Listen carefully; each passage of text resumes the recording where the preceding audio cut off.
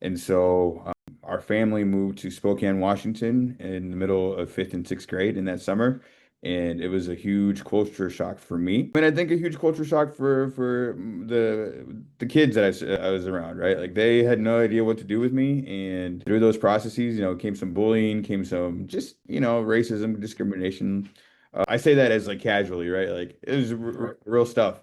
But lived there for 3 years in Spokane, and then our family moved to Cape Girardeau, Missouri, which is a smaller town than Spokane in the boot heel of the state, and experienced similar challenges, right? And so I went from a place where Latinidad was celebrated and honored and like embedded to places where like it felt non-existent, right? So I was born in Miami. My parents from Nicaragua.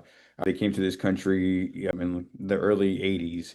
And so, being born in Miami and living in Miami for a good portion of my childhood, I was surrounded by a strong Latino community. Hmm.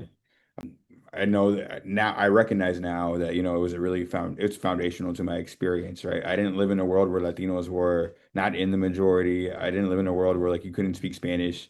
Like I lived in a world where like th these things were celebrated and just embedded within community. And so I really stood out like a sore thumb in a lot of ways. And that really has influenced my way of thinking. I came to Kansas City in 2004 for college. I haven't left.